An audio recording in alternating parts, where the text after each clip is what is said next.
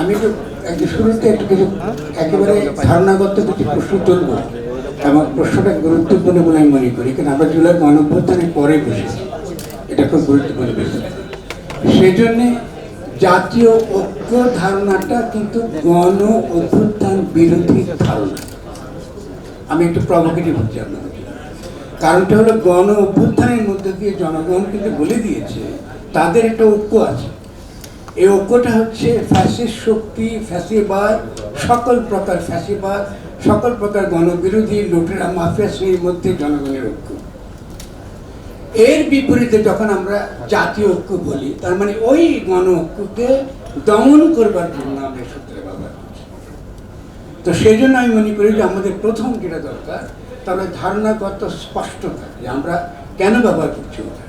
আমাদের হয়তো মনের বাসনাটা ইতিবাচক হতে পারে, কিন্তু আসলে কিন্তু আমরা শেষ পর্যন্ত প্রমাণিত হব যে আমরা গণ অভ্যুত্থানের বিপরীতে দাঁড়িয়েছি। এটা খুব গুরুত্বপূর্ণ। 2 নাম্বার হচ্ছে জাতি রাষ্ট্রের ধারণাটা এখন আন্তর্জাতিক পুঁজিতান্ত্রিক ব্যবস্থায় এটা কেউ ব্যবহার করে না। কারণ হলো রাষ্ট্র আর আগের মতো রাষ্ট্র নাই।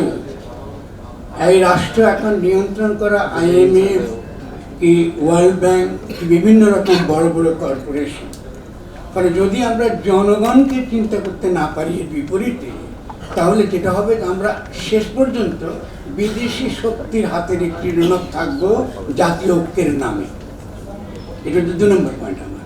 3 নম্বর হচ্ছে যে যদি আমরা এই নিরাপত্তার প্রশ্নটা চিন্তা করতে চাই, তাহলে আমাদেরকে চিন্তা করতে হবে গণ প্রতিরক্ষা। এই গণ অভ্যুত্থানের পরে কি করে জনগণকে আমরা একটা সম্ভাব্য এই রাজনৈতিক এই বিপদের মধ্যে আমরা আছি, এই বিপদের সঙ্গে মোকাবেলার জন্য তাদের যে সামরিক প্রস্তুতি, তাদের যে অন্যান্য চিন্তার প্রস্তুতি, তাদের যে অপরাপর বিভিন্ন বিষয়ে দক্ষতা অর্জন করা, এই ক্ষেত্রে আমাদের একটা ম্যাসিভ ট্রেনিং দরকার। ফলে গণ অভ্যুত্থানের পরে এখনকার যে সেনাবাহিনী, এটা আমাদেরকে জাতীয় নিরাপত্তা নিশ্চিত করতে পারবে না, মানে এটা আমাদের জন্য ক্ষতিকর। কেন ক্ষতিকর বলছি? সিম্পল, ম্যাজিস্ট্রেসি নিয়ে সেনাবাহিনী আছে, এবং এই সেনাবাহিনী যদি এই ইতিমধ্যে যে নির্বাচন নিয়ে তার যে অবস্থান, এই অবস্থানের পরে একটা জটিল পরিস্থিতি তৈরি হয়েছে, কারণ তার ভাবমূর্তি নিয়ে প্রশ্ন উঠেছে। ফলে সেনাবাহিনীর সঙ্গে জনগণের একটা দ্বন্দ্ব যেটা আমরা তৈরি করছি, এটা আমাদের কারোর জন্য ভালো হবে না।